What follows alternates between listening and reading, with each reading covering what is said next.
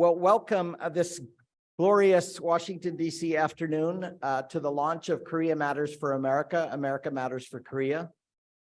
In my judgment or assessment, anytime we can talk about U.S.-Korea relations and bring Americans and Koreans and others together is a great day, but it's a particularly auspicious and special time to have this program. The first reason, of course, is the 70th anniversary of the U.S.-Korea alliance. And second, very shortly, in fact, just a few days ahead, President Yoon of Korea is expected here for the first state visit by a Korean president with our president since 2011. So I think it's not just another visit, but a really important state visit. The third reason I think this is more special than most times on U.S.-Korea relations is we have had a wonderful set of partners at the East-West Center to work with on this fourth edition of the publication. We've had the CHEY Institute in Korea, and Ambassador Park has flown all the way from Korea to be with us and make some remarks today. We're very grateful to your counsel, to your guidance, and your team. We're also very grateful indeed to the Korea Economic Institute, our partners there, Ambassador Kathleen Stevens, who is the president, and we have with us today the vice president, Mr. Mark Takala, who's going to make some remarks as Kathleen cannot join us. And then finally, you probably don't know this part, which is that it's a special day because we have the East-West Center president in town, and she's made a special journey. And to cap it off on sort of a cherry on top, we have the entire board of governors, or many of the board of governors of the East-West Center in town for their annual meeting. So it's a really special time. And I want to welcome all of you. There's a copy of the publication. It's also, of course, available online. I would ask you to distribute it widely. We're going to be listening very carefully if any of the words and numbers and statements in the publication enter into President Biden's or President Yoon's remarks, which we will be studying very carefully. But really welcome, and I hope you'll stay for what will be a series of wonderful comments from experts, U.S. officials, Korean officials, and then we'll have a nice reception, including moving out of doors. But it gives me great pleasure now to welcome our president of the East-West Center, Major General retired Suzanne Verusalem. Susie.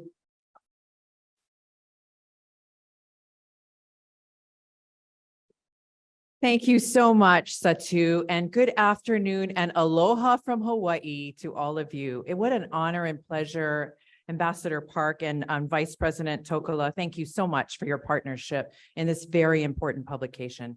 And on behalf of our distinguished Board of Governors who are here, it is such an honor and pleasure to be a part of this Korea Matters for America.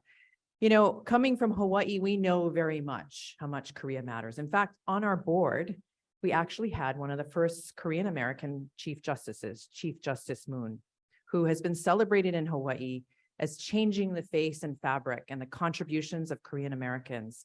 But in addition to that, of course, is the exchange. So we're excited in Hawaii, where we see the contributions in everyday life with our Lieutenant Governor, born in Korea, and also is one of the first Korean Americans born in Korea to be in the executive branch of any state in our nation. And we are proud to present our Korea Matters for Hawaii at the Korean Studies Center at the University of Hawaii on May 3rd. And then we will follow on to Seoul to show why America matters to Korea. There is no question that this alliance is strong. And we're going to hear from a host of wonderful speakers today.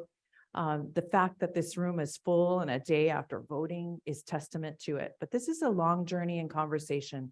We didn't just come here today, and the East-West Center is proud to be a part of it. We are a place that develops and equips leaders to understand this. We convene impactful dialogues like we are today. We partner with the Pacific like the entire Indo-Pacific, and Korea has been a major part of that, investing in the Pacific. When we look at many of our partners, we look at Korean institutions who have helped to bolster Korea. And we foster environmental solutions and support good governance. And Korea has been at the forefront of a lot of those investments. In fact, when we look at the 71,000 alumni from the East-West Center in the early years of the 60s and 70s of the East-West Center, You wouldn't have to look far if you went to Korea to see alumni of the East-West Center. So really excited when we go to Seoul to connect with many of our alumni who have done great things to change the world. So thank you for being here. Thank you for your commitment to change the world and bolster this relationship with Korea and America. Thank you so much.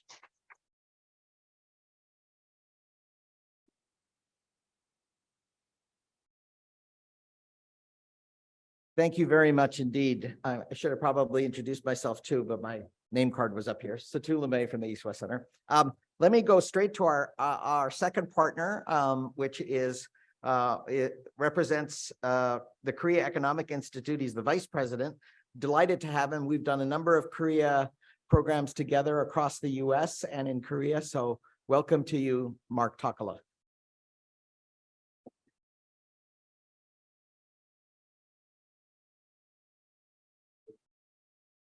Thank you, Satu. First, I want to say it's an honor for KEI to be associated with East-West Center and the CHEY Institute on this publication. I can't think of any two organizations we'd rather be partnered with. Korea Matters for America, America Matters for Korea is being published at a crucial moment in the relationship. There are important questions being asked. First, how much confidence do we have in the ability of the United States and the Republic of Korea to deter North Korea? Second, how can the United States and the Republic of Korea best deal with the risk of engaging or not engaging with China? Third, how should South Korea and the United States foster, adapt to, or regulate emerging technologies, such as artificial intelligence and quantum computing? These are serious questions that deserve serious consideration, but none can be answered successfully without taking into context the overall relationship. This new publication that's being launched today provides an essential context and deserves to be read widely. I'd like to congratulate those who contributed to the splendid report. I'd like to thank all of you for coming today, and I look forward to learning from this excellent panel we have coming up now. So thank you.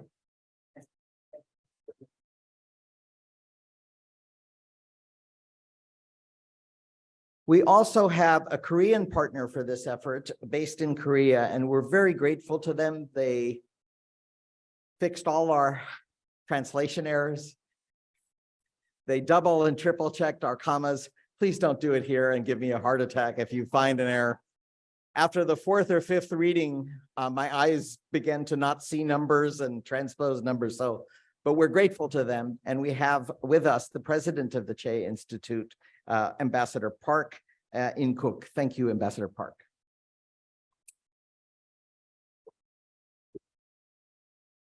Good afternoon, Deputy Assistant Secretary Brian Frick, Palima Fan, and U.S. Senior Representative Matt Murray, and Ambassador Jo Yoon, and the Honorable Dr. Ami Bera, Brian Schetz, and Young Kim. It is my great pleasure to welcome all of you to the launch of the fourth edition of the Korea Matters for America, America Matters for Korea. A remarkable project that maps out the past, present, and future of the U.S.-Korea relationship. This year's edition provides up-to-date information on trade, investment, employment, diplomacy, security, tourism, and people-to-people connection between the two countries at the national, state, and local levels. Moreover, this collaborative effort highlights the strengths and the resilience of U.S.-Korea relationship, which is built on a robust foundation of shared values and vision to achieve durable peace and co-prosperity. It is a timely and critical reminder of Korea's vital role for the United States and U.S. pivotal engagement in the Pacific region, enhancing awareness and understanding the value of each other's role has become more vital than ever before. In recent years, we have witnessed the numerous geopolitical and geo-economic crises, including Russia's unlawful invasion of Ukraine, power consolidation by President Xi Jinping, and rising cross-strait tension, ever-increasing North Korean nuclear and missile provocations, and an exacerbated global supply chain crisis. It is within this context that the historic summit will take place between the two nations next week. As many of you are already aware, President Biden will host President Yoon for the first state visit to the United States to celebrate the 70th anniversary of US-Korea alliance. The two leaders are expected to discuss a wide range of bilateral and global issues of mutual interest. As we navigate these challenges together, I hope this booklet will stand as an unswerving testament to the long-standing partnership in the area of economic security and democracy between Korea and the United States. Today, we are here to celebrate the culmination of the hard work, dedication, and collaborations of experts in Korea and the United States, particularly partnership between East-West Center, Korea Economic Institute of America, and the CHEY Institute for Advanced Studies. Taking this opportunity, if I introduce briefly my institute. Launched in 2018, the CHEY Institute for Advanced Studies has been a driving force for knowledge sharing and academic exchange program with world-leading counterparts in the United States and around the world. The CHEY Institute focuses on three critical research areas. The first, identifying geopolitical risk in Northeast Asia and beyond. Second, examining the opportunities and challenges posed by cutting-edge scientific innovation. And third, exploring the impact of scientific innovation on geopolitical risk. As a signature project of the CHEY Institute, the Trans-Pacific Dialogue, or TPD, is an annual Track 1.5 conference held in Salamander Resort in suburban Virginia. The TPD served as a unique platform for experts, policymakers, and stakeholders to share their views and insight on the most pressing issues facing the Trans-Pacific region. It is a vital forum for fostering mutual understanding, building trust, and promoting cooperation and suggesting future action plan. In December of last year, the CHEY Institute hosted its second TPD with more than 60 prominent scholars, opinion leaders, and high-level government officials from US, Korea, and Japan, including NSC Coordinator Kurt Campbell, the Secretary Chuck Hagel, and Professor John Nye at Harvard, among many others. Over 3 days, the conference covered diverse topics critical to the Trans-Pacific region, including US-China strategic competition, the impact of the Ukraine war on the US global strategy, and North Korean nuclear crisis, and scientific innovation and its geopolitical impact, and the future of global supply chain, as well as Korea-Japan cooperation on major global issues. I hope the upcoming TPD conference in December of this year will also produce a tangible result and shed light on how US, Korea, Japan can better address these common challenges. I also hope the insight gained from today's rollout session on US-Korea relations will be properly incorporated into the next TPD process. In conclusion, I would like to express my sincere appreciation to all authors, editors, and contributors who made this booklet possible. Your hard work and dedication have resulted in the truly outstanding publication that will undoubtedly serve as an invaluable resource for years to come. I would also like to send my special thanks to the President Susan Vares-Loom of the East-West Center and Ambassador Cassie Stevens for their unswerving dedication to the improvement of US-Korea relations and commitment to the timely publication of this booklet. I thank you.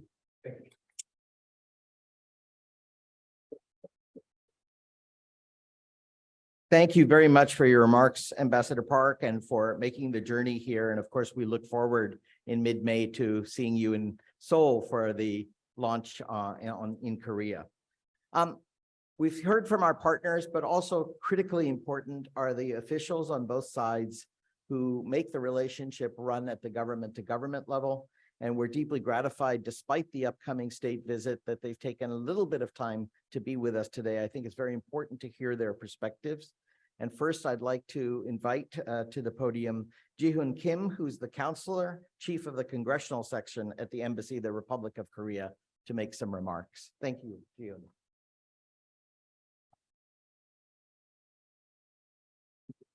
Thank you.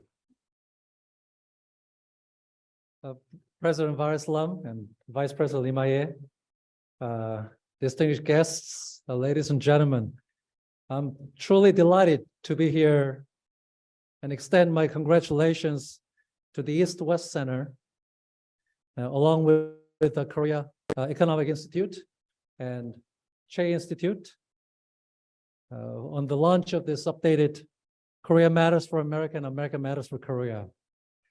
And this is not just any ordinary reference book that will end up collecting dust on the bookshelf. And let me tell you why.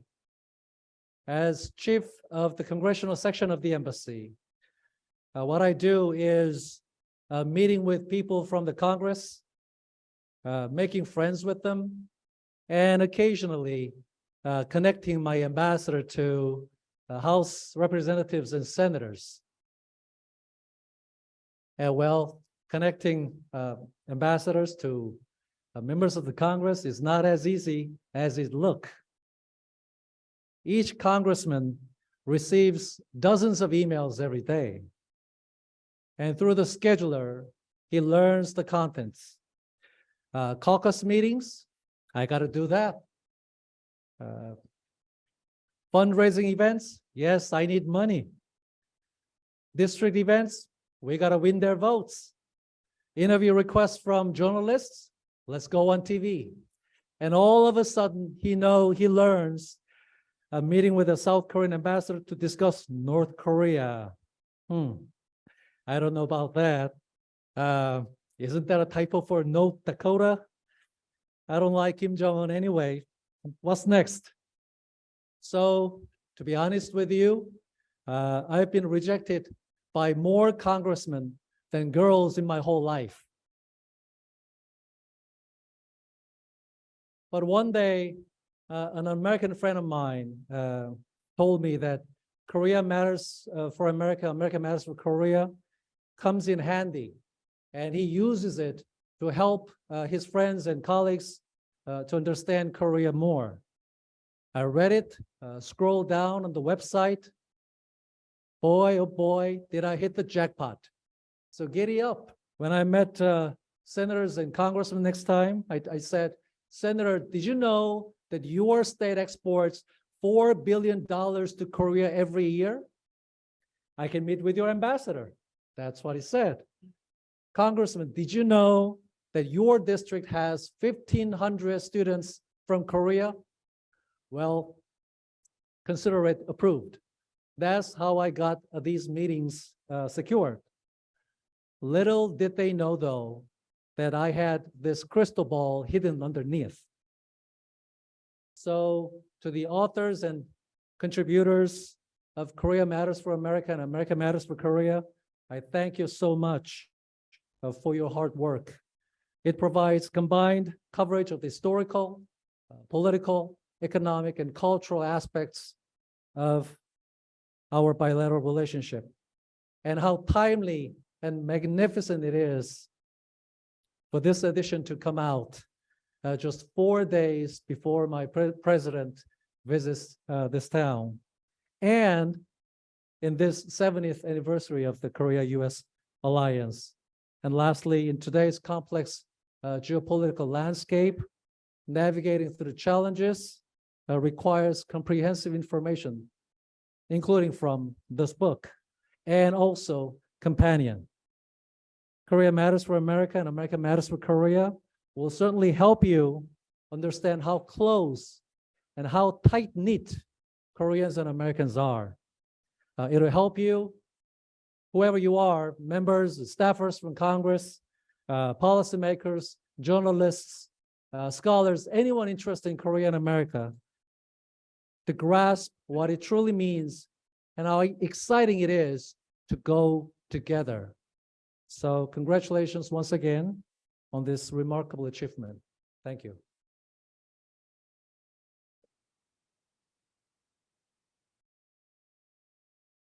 Over drinks, Jihoon and I are going to discuss possible future employment in PR for the East-West Center.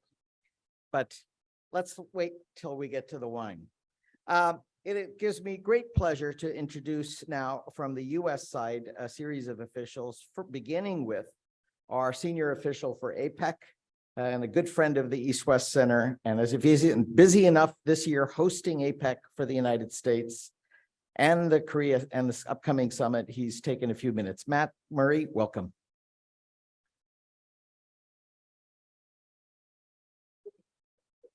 Well, thank you very much, Satu, and thank you very much to the East-West Center, to the Korea Economic Institute of America, and the CHEY Institute of Advanced Studies for this very special opportunity to highlight the importance of the U.S.-Korea partnership, which, as has been said, is perfectly timed as we await the arrival of President Yoon and his delegation next week. To East-West Center President Suzy Varaslam and Dr. Satu Lamay, to KEI Vice President Mark Takola, and to Ambassador Park, thank you for your leadership on the important role your organizations play in developing and showcasing this important alliance. Since 1953, the alliance between the United States and the Republic of Korea has been the linchpin of peace, security, and prosperity for Northeast Asia, the broader Indo-Pacific, and beyond. As we celebrate the 70th anniversary of this historic alliance, we look to advance a future-focused agenda that reaffirms and defends democratic values, good governance, and fundamental freedoms around the world. Our military and defense ties are ironclad and unwavering, but so too are our bonds based on mutual trust and shared economic and democratic values. Our increasing economic, technological, diplomatic, and people-to-people ties are equally strong and enduring. The Biden-Harris administration is working closely with the ROK and other allies and partners to combat COVID-19 and address the climate crisis, to defend and promote democratic values at home and abroad, and to produce and secure the technologies of the future. The Korea Matters for America, America Matters for Korea report does an excellent job of describing the depth and breadth of the US-Korea relationship, covering an incredibly wide range of topics. Not only does the report lead off with the fundamental importance of our shared economic, military, and democratic partnerships, as well as our shared enduring commitment to democratic values, but it also emphasizes Korea's growing global and regional leadership role as it strives to maintain peace and stability around the Indo-Pacific region and the world. Speaking personally, I've grown to appreciate our partnership with Korea over the past 2.5 years in my own roles here in Washington, first as Deputy Assistant Secretary of State for Trade Policy and Negotiations in 2020 and 2021, and now as U.S. Senior Official for Asia-Pacific Economic Cooperation. During these assignments, interestingly, while I may not have had a job description that focused on the U.S.-Korea economic relationship, I quickly discovered in these positions that in reality, I had no choice but to focus on the U.S.-Korea economic relationship because Korea plays such an emerging leadership role on so many shared economic priorities. As Deputy Assistant Secretary of State for Trade Policy and Negotiations, for example, I discovered in my first meeting with my Korean Ministry of Foreign Affairs counterpart that we were tracking 11 lines of effort in the U.S. ROK Senior Economic Dialogue. 11. I met with many other governments during that time, which did not have nearly as impactful a depth and breadth of economic engagement.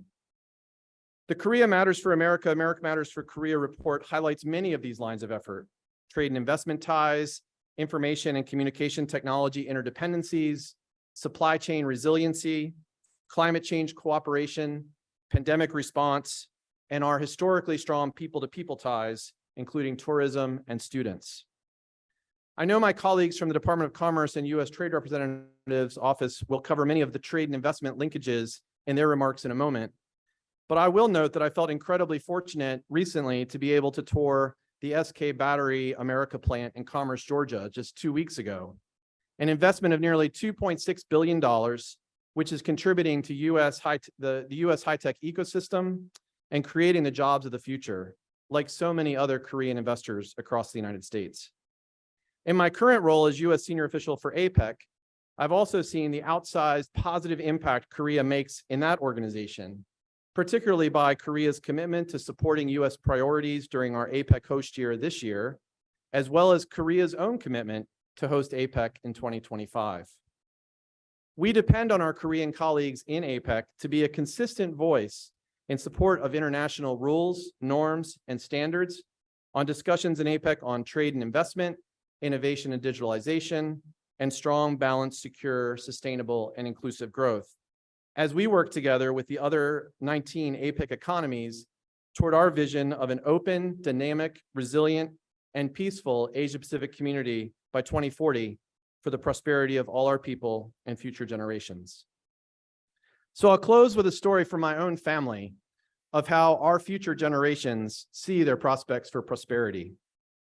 In 2019, I was posted with the State Department at the US Embassy in Beijing, and my son Daniel, who was 14 years old at the time, was on the robotics team at his school, and they traveled to Seoul for a competition. Daniel returned from his school trip with stories of how impressed he was with the technologies and innovation that he had seen in Seoul. I didn't think too much of it, though, until a few months later, when Daniel and I had a window of opportunity to travel together over a long weekend, and I asked Daniel where he might want to go. He didn't hesitate. I want to go back to Korea. That place is amazing. So thank you again to the East-West Center, the Korea Economic Institute for America, and the CHEY Institute for Advanced Studies for your role in making sure all of us, like Daniel, understand and appreciate the unique and positive impact the United States and Korea have on each other, and no doubt will have far into the future. Thank you very much.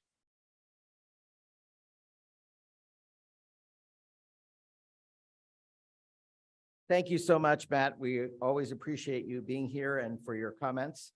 Our next speaker represents the International Trade Administration at the Department of Commerce.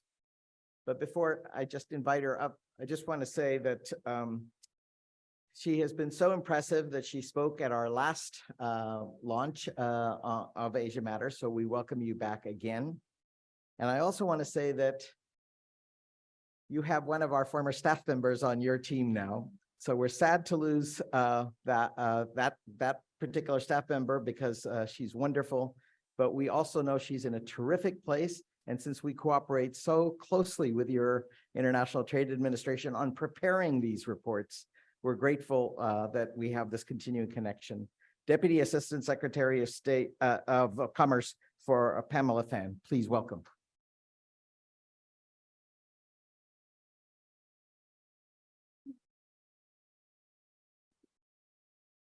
Thank you, Satu, Susie, and especially to the East-West Center for allowing us to poach from your organization. I'd like to congratulate you, as well as the Korea Economic Institute and the CHEY Institute for the update of this important publication.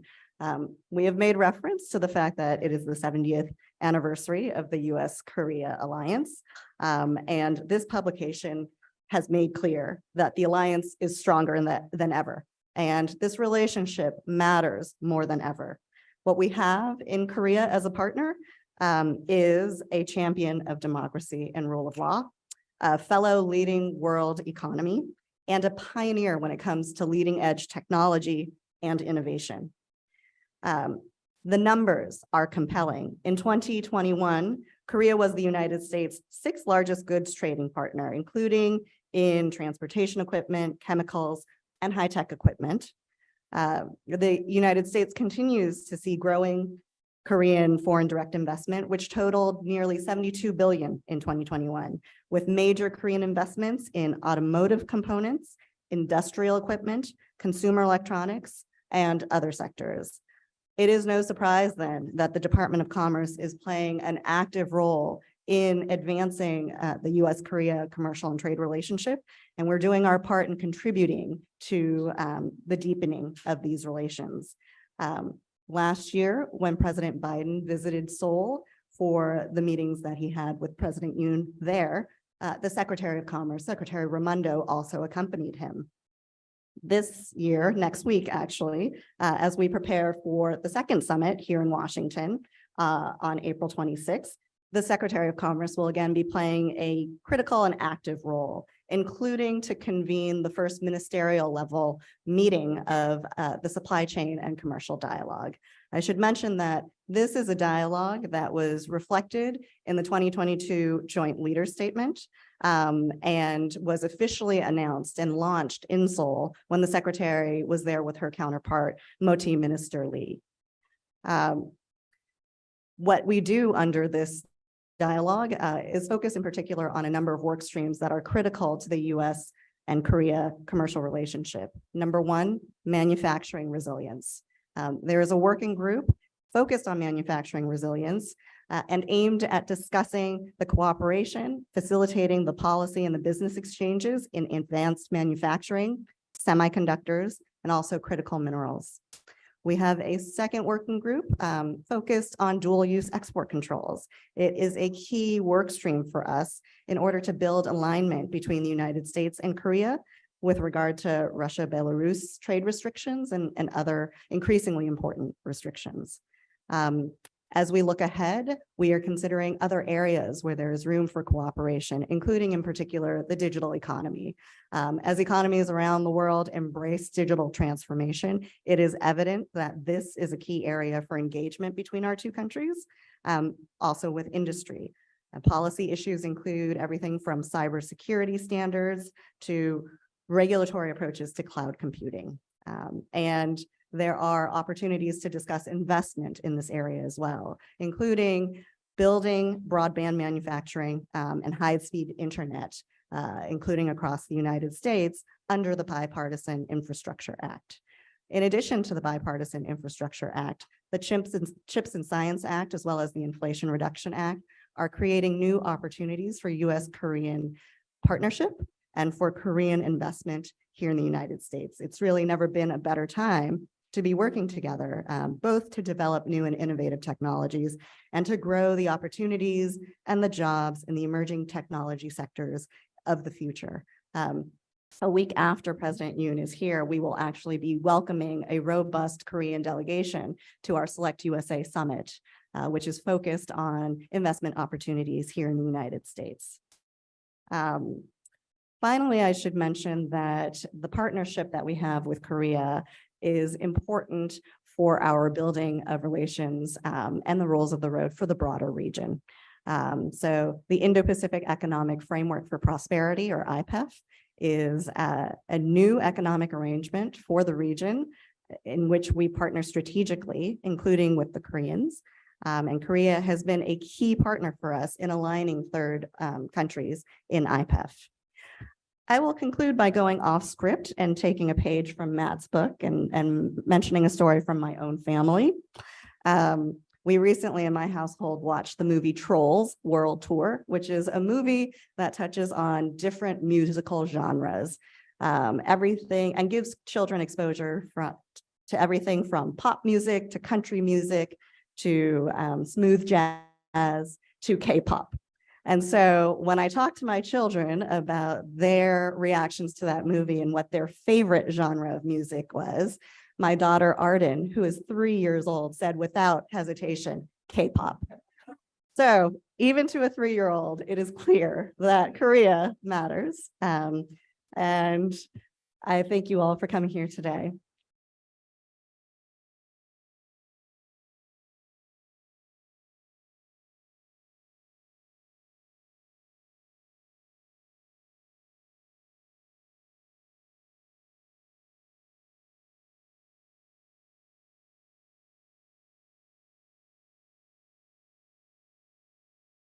We're going to make a slight adjustment in our schedule to be able to accommodate a very special guest that we are very honored to have here, and that is the Honorable Senator from the state of Hawaii, Brian Schatz. He is the Senate co-chair on the Congressional Study Group on Korea. Obviously, a great supporter and friend of the East-West Center and a critical voice on U.S.-Asia relations, amongst many other issues. Senator Schatz.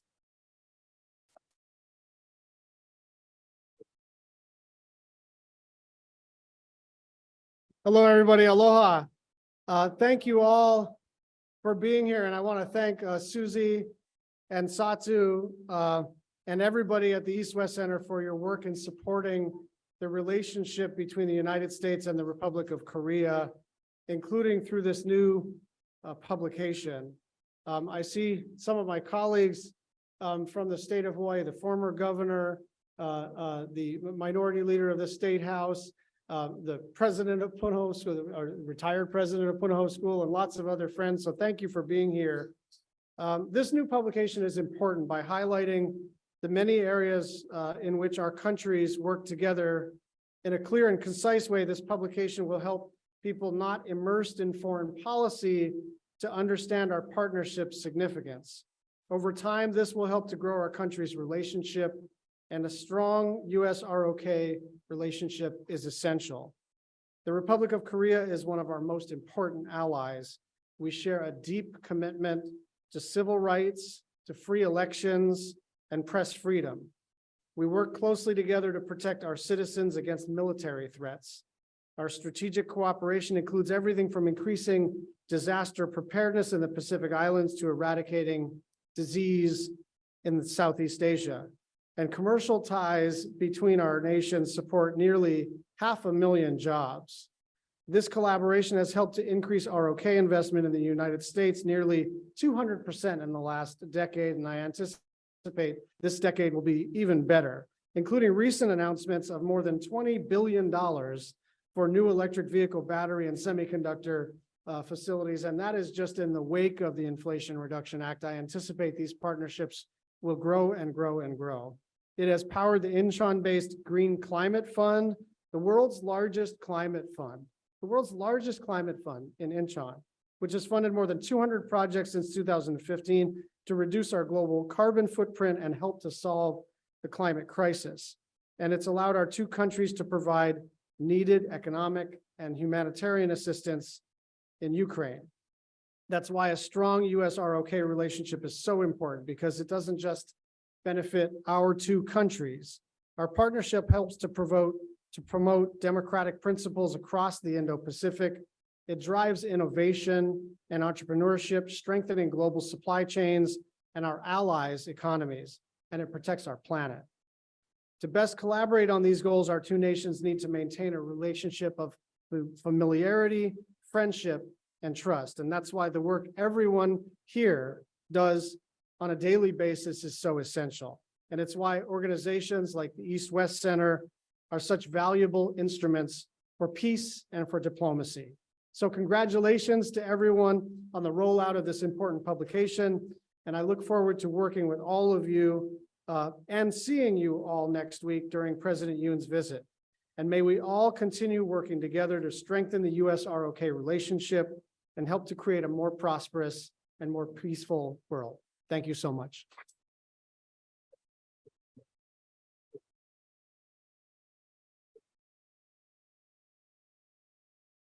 We will have the opportunity, now that we've heard from Senator Schatz, so importantly, we will also have the opportunity to hear some video remarks from the Honorable Dr. Ami Bera, who is the study group chair in the House, along with the Honorable Young Kim, who's the co-chair on the House on the Korea side. But before we do, I do want to return to our run of show, and I am very grateful for your accommodation of Senator Schatz in the lineup. We have with us a colleague from the U.S. Trade Representative Office, and this is really important because we're talking about the new frontiers that the U.S.-Korea relationship is moving to. High technology, the issues Matt pointed out, the issues the Deputy Assistant Secretary Fan pointed out. But I remember 10 years ago when the process was the Korea-U.S. Free Trade Agreement and where we've come from. So it's important also as we look towards the future to see where we've come from. And we're very delighted to have with us today, Bryant Paul Trick, Deputy Assistant U.S. Trade Representative for Korea. Please welcome.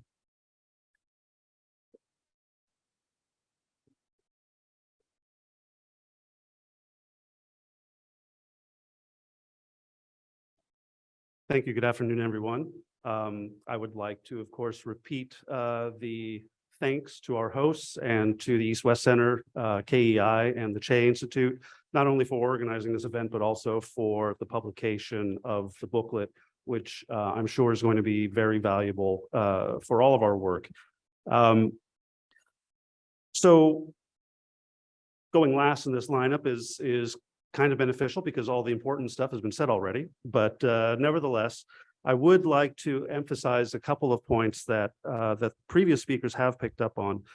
First of all, from a trade perspective, Korea really does matter to the United States, and the United States really does matter to Korea. As Pamela mentioned, Korea is our 6th largest trading partner, our 7th largest export market, 5th largest export market for agriculture. And the trade relationship also remains vigorous. A good example of that is that even during the peak COVID years, when you saw a dramatic decline in world trade globally, bilateral trade between Korea and the United States increased even during those years. And this is a testament to the strength of the commercial ties, but also the complementarity of the supply chains and things like that, and the close cooperation between the two countries. So in addition to the importance of the relationship, I'd also like to put emphasis on the keyword of partnership. Korea is a vital partner for the United States in our ability to carry out the administration's own trade policy, in the sense of being important to our efforts to diversify supply chains. You know, Korea is a key supplier and partner in sectors like semiconductors, clean energy, vehicle electrification, and many others. And in addition to bilateral ties, we also work very closely with Korea in venues like APEC, like Matt Murray emphasized, also in the WTO, including in current efforts to look at ways to reform the WTO to make it more effective. And I'd also like to mention the continued importance of the U.S.-Korea Free Trade Agreement, of KORUS, which remains very relevant today, 11 years after it came into force. It really lends tremendous stability to the relationship and is a strong foundation that we have for expanding our cooperation into new areas. The mechanisms of the KORUS FTA allow us to resolve trade issues that arise in a timely fashion. It allows us to communicate and talk together about new trade issues as they arise, both affecting each other and affecting the region and the globe. So it's really an essential aspect ongoing of the U.S.-Korea relationship. And finally, I'd like to pick up also on what Pamela mentioned, is the importance of the Indo-Pacific Economic Framework for Prosperity, which USTR leads one of the 4 pillars on the trade pillar. And we at USTR really appreciate Korea's strong contribution and commitment to these ongoing negotiations. They've been there from the beginning, which is something that we definitely understand that needs to be appreciated. The negotiations for IPEF will allow us to further address some elements, such as various digital elements that have come more into focus since the conclusion of KORUS 11 years ago. In other words, IPEF will enable us to modernize our trade relationship. And we also believe that Korea will play an important role within the negotiations in terms of making some of the less developed IPEF partners comfortable with some of the high standard commitments we are seeking. Korea can play a very important kind of bridging role, we believe, in the negotiations. So to conclude, I would simply say that once again, thank you for the publication of this booklet. It's going to be tremendously helpful to our work. Thank you for organizing this conference. And once again, Korea does matter to us and we matter to them. So thank you.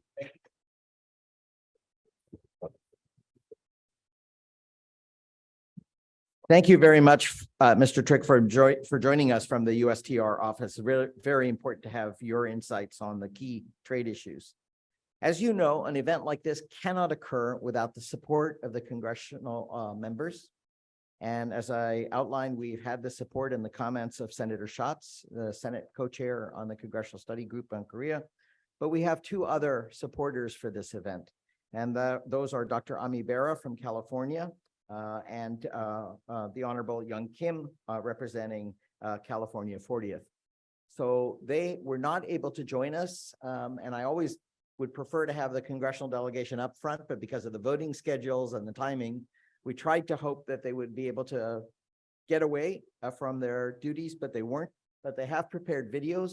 So I would ask that if you please respectfully observe their 2-3-minute videos and their comments for this event, because they did indeed make it possible. And every day they're working on Capitol Hill for the U.S.-Korea relationship. Thank you.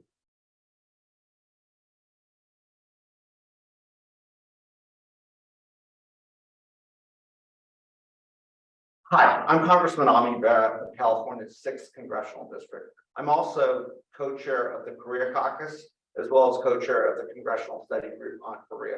I want to thank the East-West Center for their important work on Korea Matters for America and America Matters for Korea. As we celebrate the 70th anniversary of our alliance, this partnership, this friendship, and this alliance couldn't be more important. It's not just about protecting the peace, stability, and prosperity of East Asia, but it also is a partnership built on democracy, on values of human rights, on values of the rule of law. In this 21st century, when we see, an unprovoked invasion of Russia in Ukraine, we don't want that. We want to work together to continue to maintain an architecture of peace and stability throughout the world. That can be led by the United States and Korea working together. Thank you.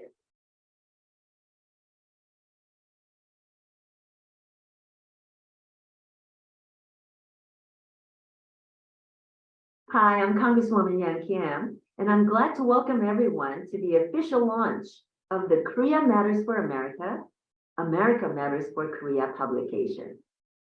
I'm excited that your publication will feature the rich history of trade, investment, employment, business, diplomacy, security, education, tourism, and people-to-people connections between the United States and Korea. The launch of your publication is especially timely as we mark 70 years of the United States-South Korea alliance based on our shared values of freedom and democracy, human rights, and the rule of law. Our shared values are why the U.S.-ROK alliance has become one of the longest economic and security alliances. The need to promote our shared values and strengthen our trade partnership is more important now than ever before in today's 21st century economy, and especially as growing aggression from North Korea and the CCP's malign influence threaten a free and open Indo-Pacific. I hope this publication highlights the importance of our alliance, showing exactly why the U.S. and Korea matters to each other and strengthens our commitment to this partnership. As an immigrant from South Korea and as one of the first Korean American women serving in the United States Congress, I'm especially proud of the close ties between our two countries.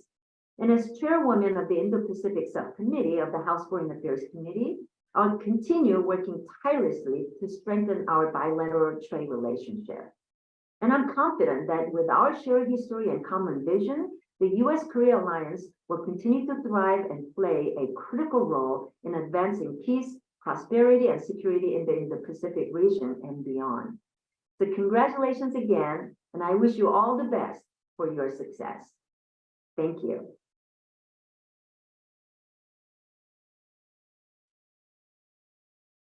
Well, thank you very much to Representatives Bera and Kim, and thank you for their support for this event and for U.S.-Korea relations.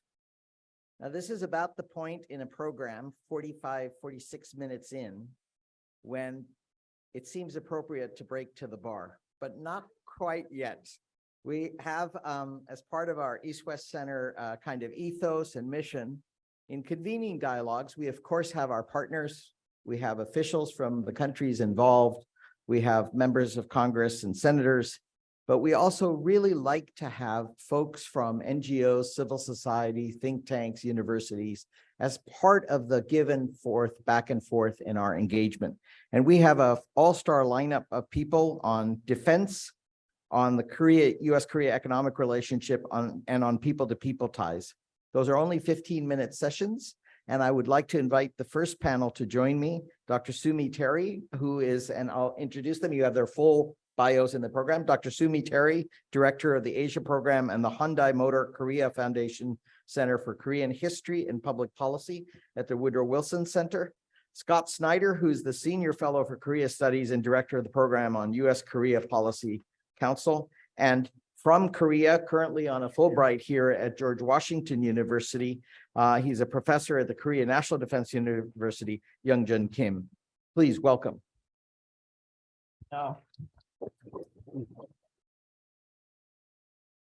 These are meant to be, I hope this is on. Is it on?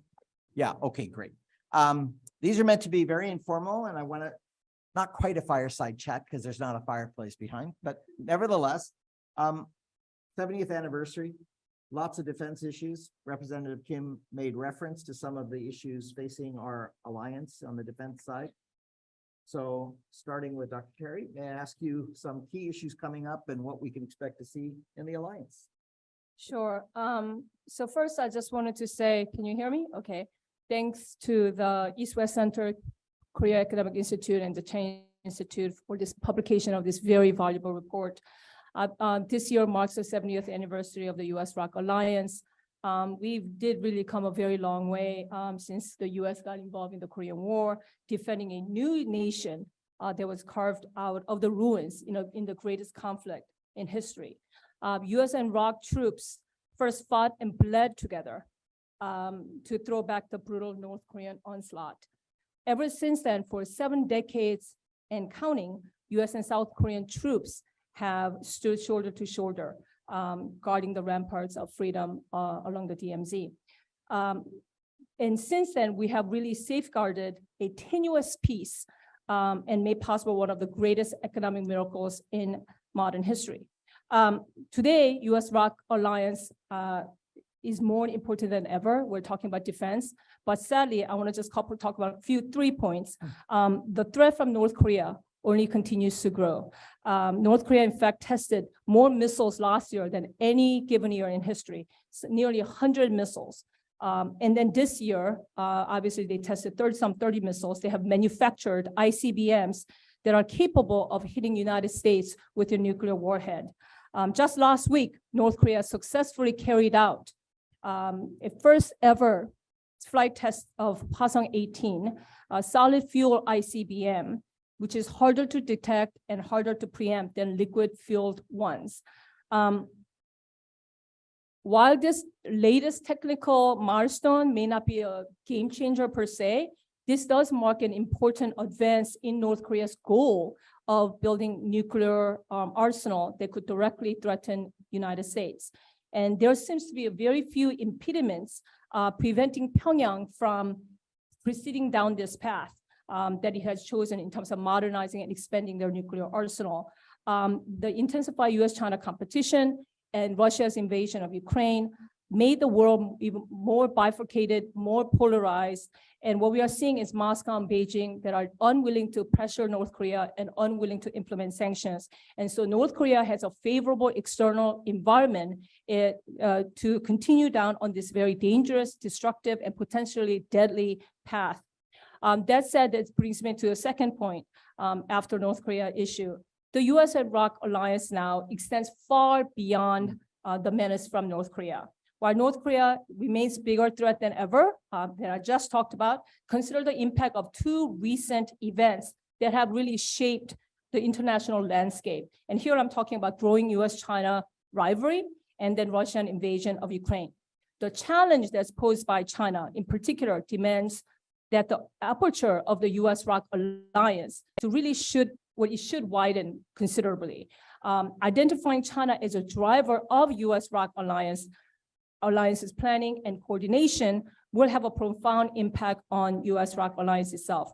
And most immediately, that means for Seoul and Washington, I think they should adopt a shared principle that Chinese concerns have no role to play in alliance planning and consultation, that alliance decisions will be driven by what is best in the interest of the two allies, whether it's discussion about enhancing defense capabilities or data integration or trilateral coordination between US, ROC, and Japan.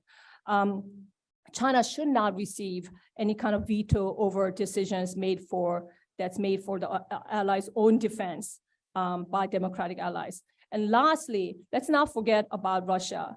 Putin's invasion of Ukraine is obviously inflicting terrible suffering to the people of Ukraine, and it further complicates Seoul's relationship with both Beijing and Moscow.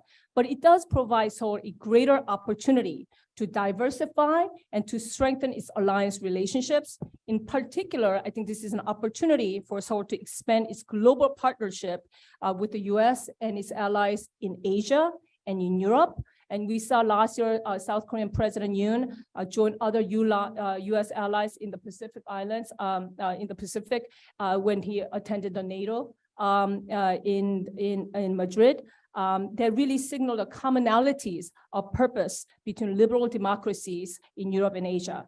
We are all threatened by growing power of regimes such as Vladimir Putin's Russia. So South Korea has not only stood with the United States in the wars in Vietnam, Iraq, and Afghanistan today and in the future, it will stand, right now it is standing with the United States in aiding Ukraine and sanctioning Russia. The bottom line, Korea matters to the US-ROC alliance, and US-ROC alliance hugely matters to also US and South Korea, or vice versa, right? The two allies continues to collaborate on North Korea regionally and globally on a whole range of defense issues.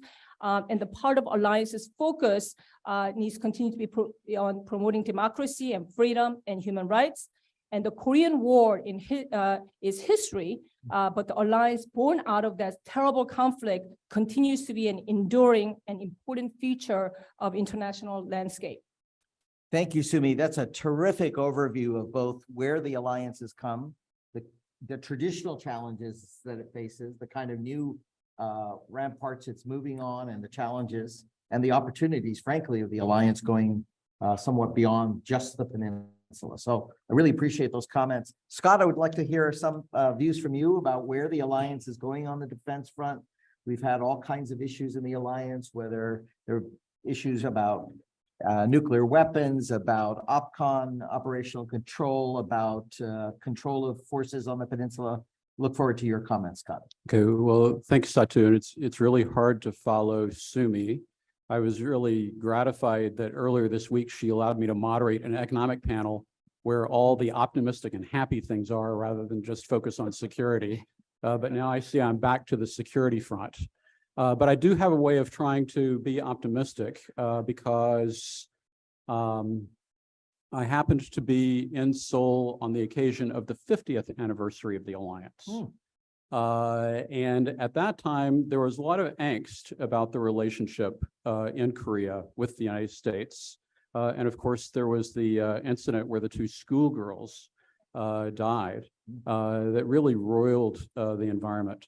Tammy Overby and Tom Hubbard are the, other people who will recall all this, vividly. But at that time, there was also Donald Rumsfeld who was talking about, well, maybe we should take US forces off the peninsula. And so what is striking on the security front in this report, in my view, is the section on the alliance, which shows how the alliance has, rather than receding from the peninsula, it's really gone global. And the driver for that, in my view, the most significant driver is the 2009 joint vision statement between the US and South Korea, which actually, I think, helps to frame and enable things like cooperation as related to China that we're seeing unfold now. And it also enabled the US-South Korea security partnership to extend to many other areas as shown on the map in the report. And so I think that that is really significant. But the other thing that is striking to me about the 70th anniversary versus the 50th anniversary is that we've been up to now looking to the past and talking about how the alliance was forged in blood, and with apologies to Sumi and other people who were with us earlier this week, I think that now at this moment, even though I'm supposed to talk about security, the alliance in the future, I think, is going to be powered by chips, batteries, and clean technology. And that has relevance for security cooperation, very much so. This week, we're going to see the two leaders talk about deepened information sharing, cybersecurity cooperation, and space, and all of those have economic and technological dimensions. And we've been working on military technology cooperation for a long time. It goes without saying that South Korea now has exports that are complementary in the context of trying to promote global security. And so that is really significant. And the other thing that I want to talk about just a little bit is this bilateral security relationship. Because of the joint vision statement, it's possible for it to be embedded in other forms of multilateral security cooperation. And the most significant and relevant one is really US, Japan, South Korea. We're seeing that trilateral take off in a variety of ways and really deepen. And I think that that's going to continue in one form or another. But also, I think that we're seeing South Korean military engage with NATO, as Sumi's mentioned. There are a lot of ways in which the US and South Korean cooperation on the security and defense side are being driven by the changing security environment. And the last one that I'll just flag as one that I've been watching, and I think bears continued scrutiny, is how the US and South Korean navies are able to work together with each other in an environment in which there's greater contestation in the region on maritime security related to the East China Sea and South China Sea. And so, in some, compared to the 50th anniversary of the alliance, where there was a lot of angst and a lot of concern about the durability of the relationship, I think we're now in a place of real confidence. And a lot of that is built by, is based on the broadening base and actually convergent views about how to deal with the world on the basis of our common values that is really driving us to be able to expand beyond security cooperation, but also to bolster security cooperation as a component of the alliance relationship. Thanks, Scott. What I really, of the many things I took away from your wonderful remarks is that sense of trajectory continuity going upward in the alliance, notwithstanding government changes on both sides, the changing circumstances. I was particularly struck with the capacity coordination between the US and Korea in the region, perhaps on arms exports and other things, and of course, the maritime space. But another element of the region, Youngjun, you and I have had a chance to talk about this, and you're such an expert there teaching at the Korea National Defense University, is this whole issue. We've talked about US, Japan, Korea trilateral, important defense minilateral, security minilateral, but also in the region is AUKUS and increasing US, Japan, Australia coordination as well, separate from AUKUS. And I wondered if you could say a little bit about Korea's place in the region and its evolving security architecture, as well as in the context of the US-Korea alliance. I know that's a lot. Oh, yeah. Thank you for having me today. And I'm very appreciative for this golden opportunity with my friends Sumi and Scott and Satu today. And I'd like to say about briefly about sharing my son's story in the Fairfax County Public School. He don't speak English very well, but he every time finish their left school or something like the BTS music is all around, and all American friend is very kind to him, and he always be proud of be as a Korean. So I was surprised because the 2 decades or 3 decades when I study here, even some people in the Midwest don't understand who's South Korea, who's North Korea. So now it's a golden opportunity for being a global partnership. So when I write a history book on the ROC-US alliances, over the 7 decades, all about North Korea, North Korea, North Korea. That's why Korean people, every time you hear for President Summit, Korean side always talk about North Korea, North Korea, North Korea, but US sides always talk about China or Soviet Union in the Korea. So it's a difference between the perception and strategic objective. But now, interestingly, when you talk about who is the #1 unfriendly country among the 60, 70 age of Korean people in Korea, they definitely say 100% North Korea. How about 50, 60 age of Korean people when they're young, 1980s, 90, we call 운동권. They say when they were young, it's talk about unfriendly countries, the US, because of the several issues at the time. But now, when you ask about teenager or 20 age of Korean people in Korea, they ask unanimously Chinese regime.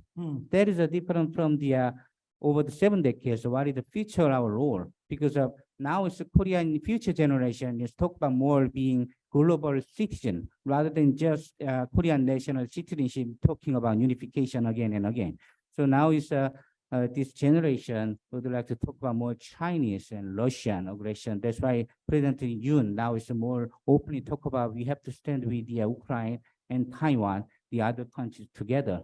So next 7 decades will be story about global partnership on Chinese-Russian challenge against the global regime, rather than only talking about North Korean issues. So we can talk about, you're saying about the AUKUS or trilateral security partnership, which is clearly aiming at not just North Korea, definitely North Korea, but we have to talk about more openly now global challenge in violating international law and human rights. So now it's time to talk about for the next 7 decades with our future generation and future American children about a global challenge, including Chinese, Russian, not just Chinese people, Korean, Russian people, Russian regime and Chinese regime. We have to be stand together against for the next 7 decades. That's my thinking. Thank you, Youngjun. That's really an important point about the generational change in Korea. And it strikes me, if I put the three of you together in an equation, the traditional challenges of the new ones, Russia, China, and what Scott has been saying about the trajectory upwards and the continuation of the defense alliance, and what Youngjun said about the, if you will, the social infrastructure changing around generational views of where Korea sits in the world, given its enormous economic progress, soft power progress, et cetera. It's only natural. So I want to thank you for making that important point. I hope you'll join me in thanking this terrific panel.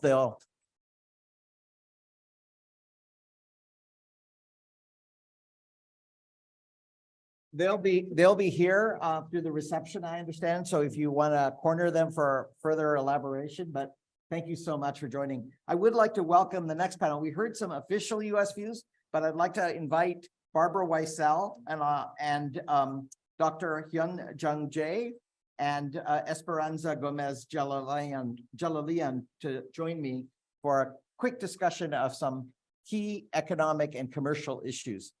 We heard some official views, but we thought very importantly that we would get colleagues from a range of organizations. You please look at their background. They have enormous skills, experience, expertise, knowledge. But what really attracted me was that all of them represent a kind of work that the Korea Matters for America report highlights, which is business, local contacts.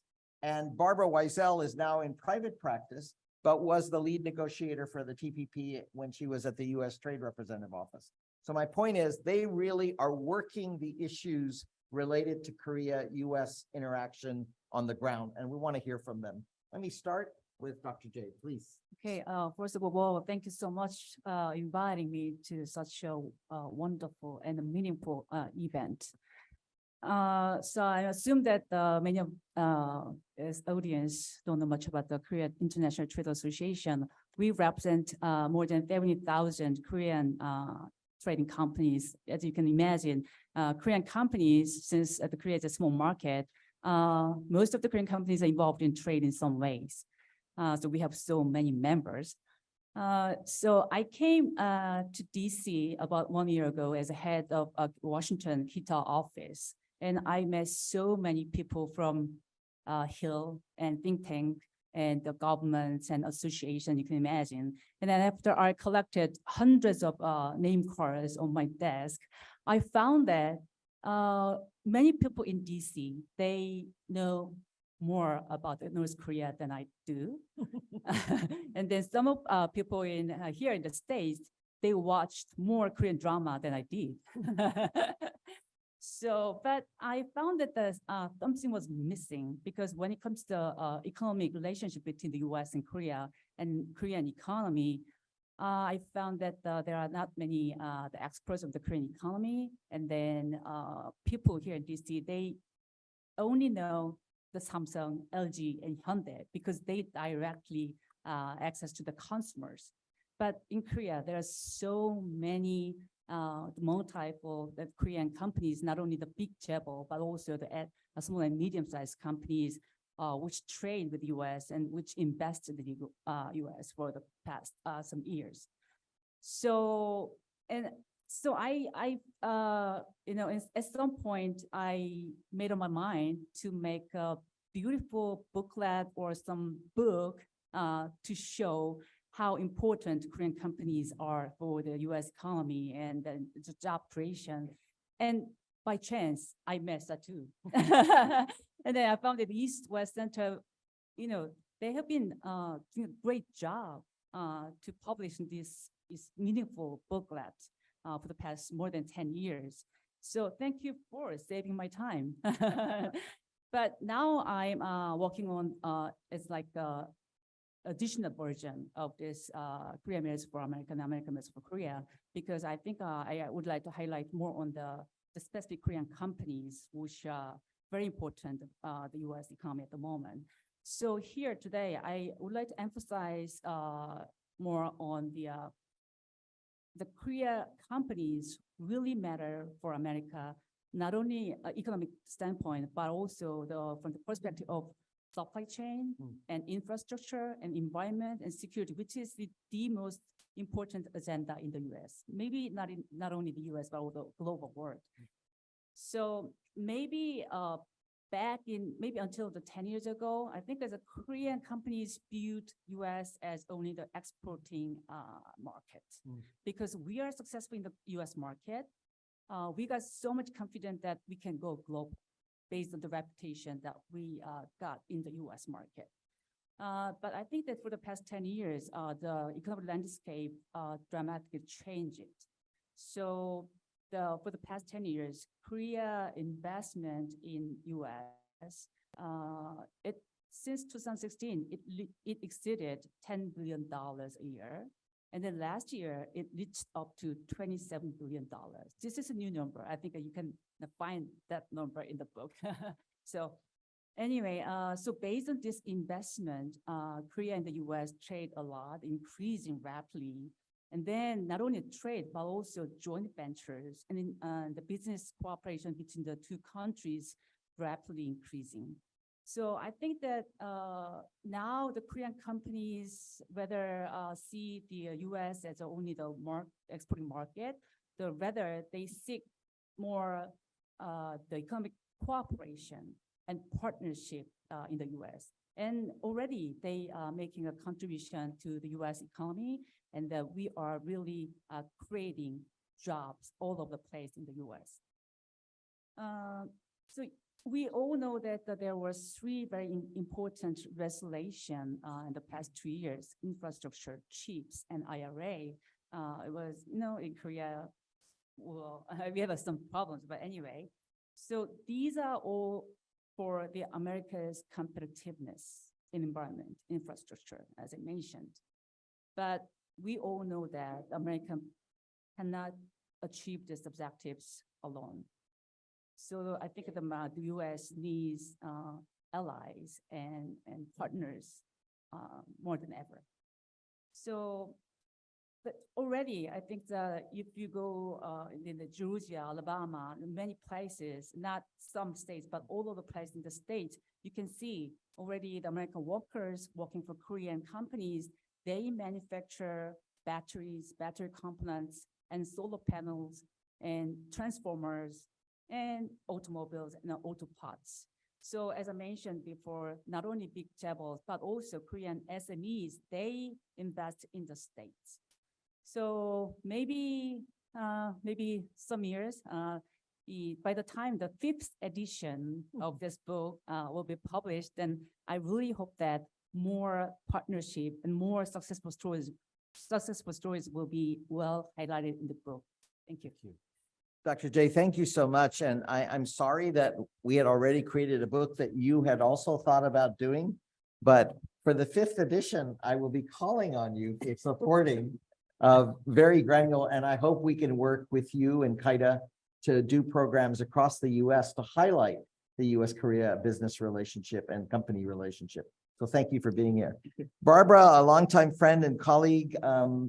Barbara, we've talked about IPEF. You were there over the chorus years, but now we're at IPEF. Say a little something about where the US-Korea economic frontier is now and where it's going. Well, thanks, Satu, and it's really nice to be here with you and with my friends. I guess what I want to start with is saying I'm really excited about this too. I've always been excited about your Korea Matters, your Everybody Else Matters, because I think these are very, very useful documents, booklets, especially on the eve of a summit, a state visit, to have this information out there and to be able to look in detail about the relationship without people having to look up these numbers. It's all right here at your fingertips. And I think the thing that is particularly useful, and I found useful when I was in government, which I was in for a very long time and contributed to this over the course of that time, is the state information, because I think it's very hard. People look at numbers and they look at the overall trade relationship, and it's large and impressive and it's been growing and that's great, but they don't really always have a clear sense of how that affects companies, where companies are locating, how that affect a worker state by state. And so you lay that all out and the relationships with the states, which I think not only is important for reasons that Jesse's laid out here, but also because, the states need to understand this. And so I think that's very helpful. I just want to say a couple words and maybe be a little bit more blunt about economic policy and where things are going. We used to have, when we talked about trade, we talk about trade and an affirmative trade agenda, and we would talk about some of the trade frictions that we had, but mostly it was about trade per se. And now when we talk about trade, we're talking about trade/economic security. And so when you think about the discussions that are going on and where things are between Korea and the US right now, we have to divide it into those economic security areas that people are looking at and talking about, and how that reinforces the economic relationship, the security relationship, and then separately the more affirmative trade strategy. So on the economic security side, there are a whole series of dialogues going on now on all of the issues that matter to the companies that are investing both ways. We have companies looking, dialogues looking at supply chains for critical minerals, emerging technologies, semiconductors. And I'm sure before I got here, you talked about these at length and what's going on in all of these. And there are numerous dialogues on these, on supply chain resiliency as it pertains to semiconductors, but just generally, there's discussions on how to coordinate on investment screening and export controls, on economic security measures and policies generally. These are all good. I think for those of us outside the government, it's not always clear who's doing what on these and how they overlap, and whether or not they each have a distinct purpose and why we're doing it in multiple fora like that. But I think in general, the idea that the US and Korea are coordinating more closely on these issues in an era where economic security has taken is such a priority is very important, and it's good that the two countries are working closely in this area. I also think the trilateral cooperation, which was mentioned in the last panel, and spills over into this area is going to benefit. All of these dialogues are going to benefit by that trilateral cooperation, which will feed into the efforts to build the economic relationship. So on the sort of more defensive side and how we're thinking about these issues, there's a lot of work going on. I wish I was clearer about exactly what each of them were doing, but let's leave that there. On the on the more affirmative agenda, we have IPEF and the work that's going on in IPEF. And I don't know if you talked a bit about IPEF in the previous panels, but just to be very brief on what's going on in IPEF, there are 4 pillars, so-called pillars in IPEF, which is different than a normal trade agreement, but the pillars are a trade pillar that is sort of looking at the traditional trade issues. Then there's a supply chain pillar, a clean energy pillar, and what I call a good governance pillar, but I think it has some other name. And each of these are operating as separate and individual negotiations that are supposed to support the goals that the countries share of building their trade relationships, more resilient supply chains, promoting a energy transition and a digital transformation and, you know, good governance. So all of these are admirable goals. I think when I look at what's going on here, you know, when I was in government and doing TPP, as anyone from the Korean side knows, I had tried to talk Korea into joining TPP, was never ultimately successful at doing that, but now we're working on IPEF together. And I think that, as I said, I think the goals are admirable. I would say 2 things just briefly in conclusion about where I think policy's headed. There are a lot of elements here that are good, common goals that are good, areas that we're working on together that are important to both sides. But I think for both on the defensive side and the dialogues that we're having there and the goals that we have on the defensive side, as well as on the more affirmative side, I think we need to be very clear in the United States about the tensions in US policy between measures that are promoting reshoring of supply chains and the separate and parallel calls for working with allies and partners, because those tensions have not been reconciled and they are causing friction in our relationship. And it is very unclear to our partners exactly what it is we are trying to achieve or how we see that tension resolved. On IPEF, I think, as I said, I think the goals are important goals. I think it's important that we be as ambitious as possible in our efforts to achieve those goals. What's been put on the table so far, I think, is not enough. And so I would just leave it there. Thanks, Barbara. And I love the framing of the affirmative and defensive side of the relationship, because I think that's where all of these key allied relationships are going to be straddling in the coming years, is the affirmative and defensive side of American trade policy, but also of the needs in this new global economic environment. And I can't help but say in this context, the East-West Center under our president's leadership, Susie Vereslum's leadership, we just hosted the US, Korea, and the Japanese National Security Councils for a dialogue on supply chain resilience and technology in Honolulu. And that was very breathtaking and eye-opening about some of both the challenges and opportunities of simultaneously managing affirmative and defensive nature of the evolving commercial environment. So as always, thank you, Barbara. We're delighted to have Esperanza Jalalian here from the Executive Director of the U.S. Korea Business Council. Love to hear a business perspective on where we're going, given what you've heard. Thank you so much for joining us. Thank you, Dr. Limai, for the introduction and congratulations on the 4th edition of the report. I'm delighted to be here in such a distinguished company and, appreciate the invitation to speak today and organizing this timely discussion before the summit. I'm speaking today from the perspective of someone who works closely with American companies operating in Korea. And as many of you know, the Chamber's U.S. Korea Business Council is comprised by many companies. We have about 50 plus members that are across all sectors of the economy operating in Korea. And as I always say, not only investing, but also creating jobs in the U.S. and Korea. We look forward, we're actually looking forward to the visit next week, as many of you. We're very excited. And we're also delighted to have the opportunity to host the business forum with our partner, the Federation of Korean Industries, next week. We're looking forward to hosting the president. And ahead of this visit next week, I think would be timely for me to speak today about some of the priorities of the U.S. businesses as we look at this summit next week. We have been strong supporters of the U.S.-Korea Free Trade Agreement. And as I say this, I'm looking at Tammy Overby, who used to head the Asia Department at the U.S. Chamber of Commerce. And she was probably the first one who taught me more about the course while I was working on another portfolio at the Chamber. So I had a great mentor in that case. At the outset, I'd like to highlight the support of the business community for the U.S. and the Korean efforts to expand cooperation beyond traditional issues, security issues, given our alliance, and has developed into a strong and comprehensive strategic partnership over the past 7 decades.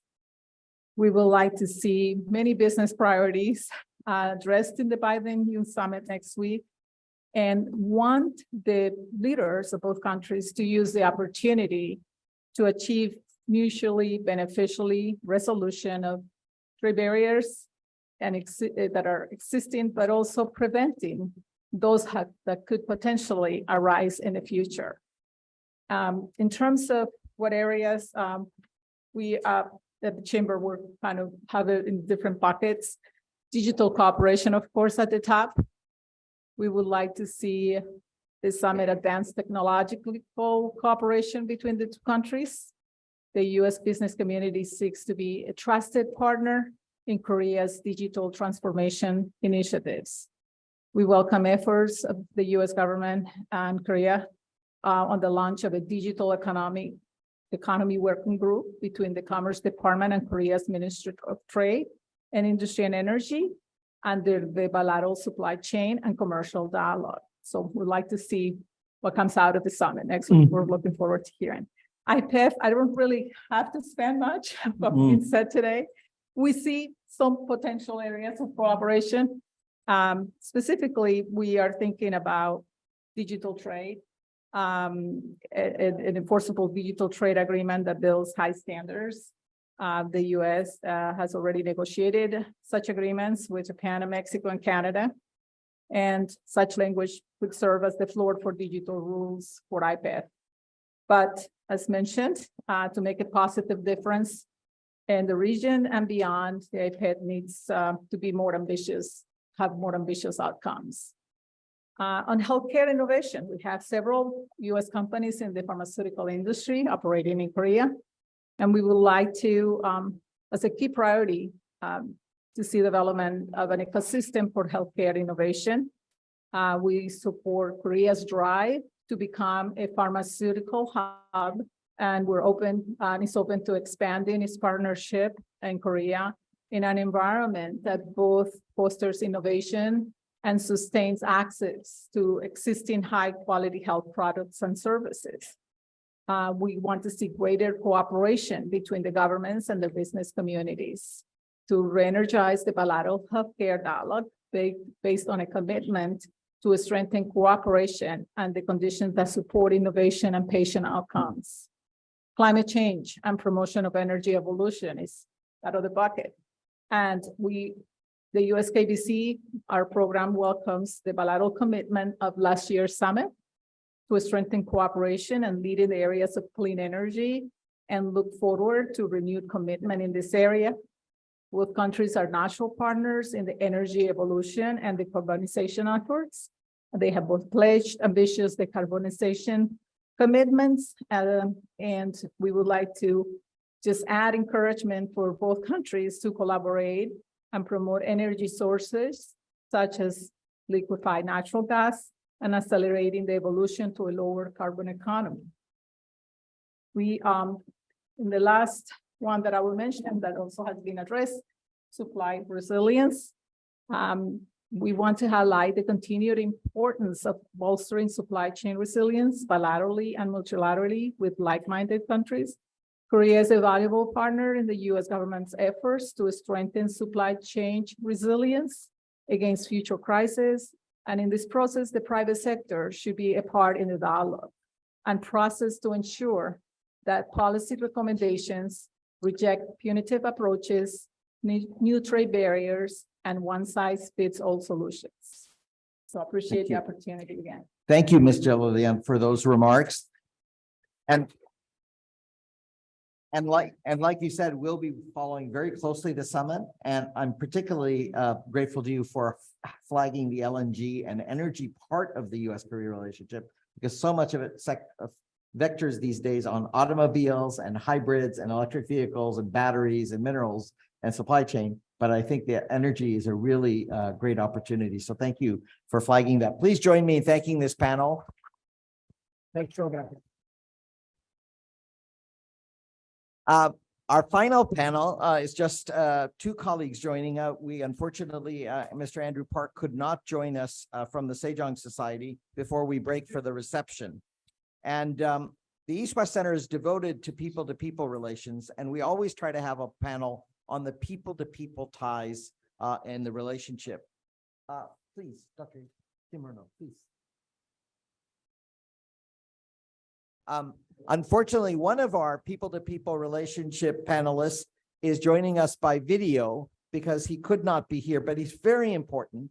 And he's been a longtime collaborator of the East-West Center and friend supporting US-Korea relations. And that's Dr. Abraham Kim, Executive Director of the Council of Korean Americans. And he has a short video.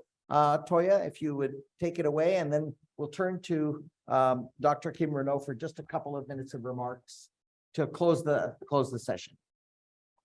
Thanks, Susan.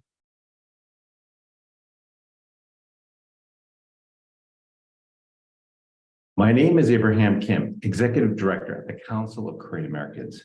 We are the premier national leadership network from across public and private sectors working to amplify the national voice of the Korean American community. Congratulations to the East-West Center for their new publication. And thank you for inviting me to speak on the growth of people-to-people connections between the US and Korea. I wish I could be with my fellow panelists in person today, but ironically, my reason for not being present is because of the amazing growth of interest about Korea among Americans living in all corners of this country. I'm actually in Bozeman, Montana, on the campus of Montana State University with a number of Korea experts to talk to students, faculties, and local leaders about US-Korea security, trade, and diplomatic relations. We are commemorating the 70th anniversary of the US-Korea alliance and also educating a new generation of young people on how this important bilateral relationship has grown and matured over these last decades. Tomorrow, we are speaking to Montana high school students about what is on many teenagers' minds when they think of Korea. Yes, you guessed it, BTS, Blackpink, K-pop, K-movies, and K-dramas. It's both bizarre and surreal that Montana students know more about trends in Korean culture and music than I do. Plus, many of these students are choosing to study abroad in Korea and want to learn Korean language. I share all this to highlight how far Korean cultural influence and the people-to-people connections have reached over these last many years, and how Korean culture is very much shaping American culture and even the minds and interests of teenagers in remote Bozeman, Montana. A second important milestone this year is the 120th anniversary of Korean immigration to the United States.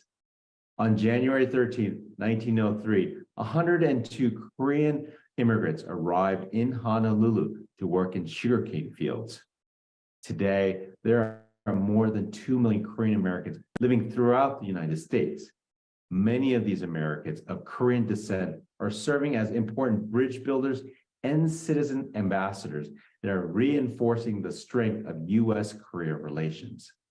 As an example, I want to return your attention to the city of Bozeman. I'd like to share with you about my friend, Iho Pomeroy. She is a first-generation Korean American who moved to this remote and rural state close to 30 years ago with her Montana-born husband and veteran, Derek. Missing her mother country and wanting to do something in her new home community, she decided to do what she could do best, cook Korean food. She started Iho's Korean Grill. At first, she could barely fill the restaurant, serving her strange foreign cuisines. But one by one, with her unquenchable enthusiasm and resilience, she won over the palate and stomachs of Bozeman citizens with her homemade kimchi and kalbi. Now, one cannot find a single seat during lunch service and dinner service at her restaurant.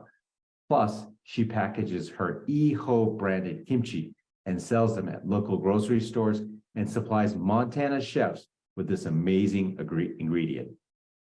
But the story does not end there. 10 years ago, once Eho won the stomachs of Montana citizens, she decided to win their hearts by running for local office in Bozeman, Montana. She ran for the office of one of the 5 Bozeman City Commissioner seats, so she can both serve and govern Bozeman citizens. She won her election and went on to win 2 more elections.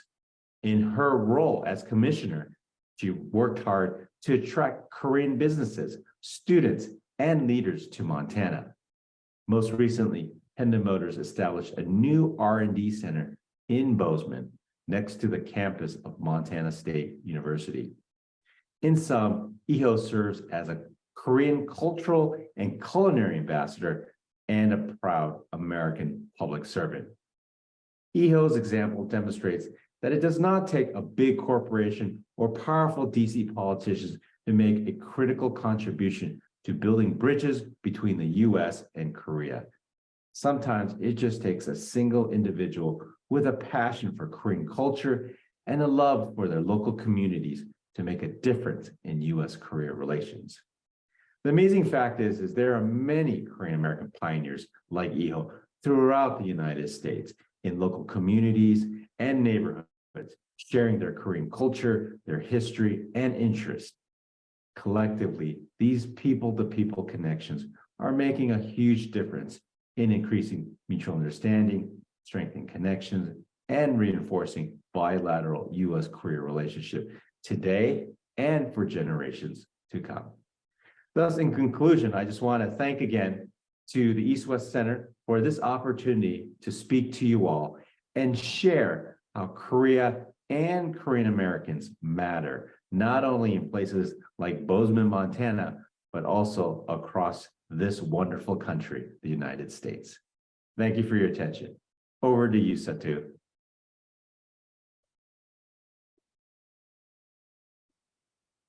I know that in Washington, and especially on the Hill, we have very serious policy and economic and defense and alliance issues, and those are important, critical but I really love these panels about those kinds of stories, about commerce, about culture, about people.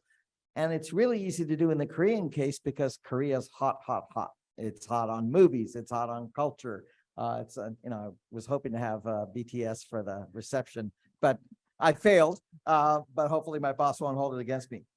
We also have with us another very interesting perspective on the U.S.-Korea people-to-people relationship, and that's Dr. Young-Ki Kim Renault. She is the senior advisor at the George Washington Institute for Korean Studies at George Washington University, a very important university in the U.S.-Korea relationship. Over to you. Thank you very much. I am honored and very happy to be invited to speak today by 3 dear places. I am from Korea, and I got my PhD at the University of Hawaii, and I live in DC. So at the Korean War Veterans Memorial in Washington, DC, it is written, "Our nation honors her sons and daughters who answer the call to defend the country they never knew and the people they never met." To this moving passage, I want to add, and we celebrate the beautiful friendship and the flourishing of the 2 peoples brought together by destiny. Last century was the low point in the long history of Korea, of foreign occupation, of fratricidal war, and political and economic troubles left Koreans poor, demoralized, and with little hope. These abysmal experiences ironically put Koreans in contact with the foreigners in an unprecedented way making them arguably the most cosmopolitan people on earth. I was fortunate to grow up in a family that welcomed visitors. My father was a rare bank executive who spoke English, and my mother, possibly the only writer who spoke English too. We lived in a hanok, a traditional Korean house with Western facilities. Foreign dignitaries were sometimes brought to us by their Korean hosts to show them a Korean home.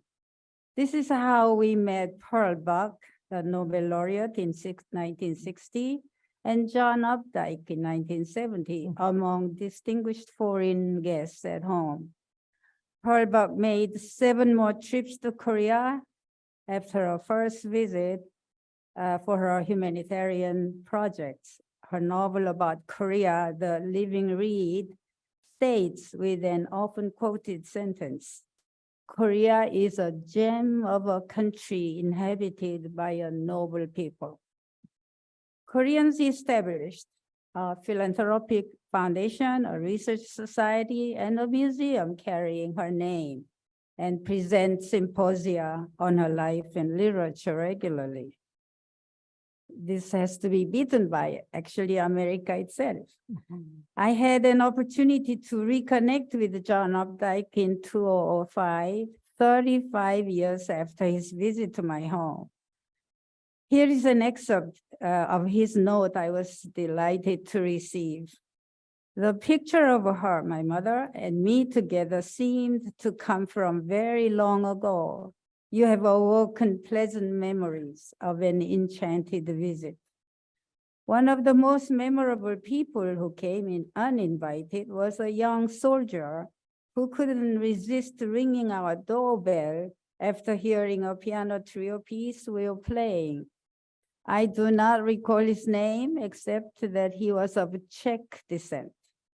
He was a pianist himself, and we played some simple music together, laughing a lot. Such an encounter apparently was not unique to our house.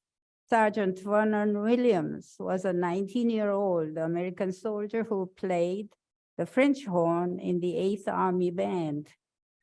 To know Koreans better, he auditioned and was chosen to join the Seoul Philharmonic Orchestra in 1967. Now president of the old Primero Historical Foundation, Dr. Williams tells us how his Korean connection gave him a chance to meet Pearl Buck, who had noticed the Seoul American playing in this Korean orchestra. His American Army band supported an orphanage. The band once played for the orphans, but the orphans sang for them in English, wearing colorful hanbok, traditional Korean costumes. One of our dearest visitors was David Sutton, a journalist who later would become a longtime editor at the Chicago Tribune. David remembered our family in an obituary for my father as follows. When I was a young soldier stationed in Seoul in the early 1960s, Kim Jin-ung and his family virtually adopted me into their family. Whenever there was a dinner party at his home, Mr. Kim made it a point to invite me.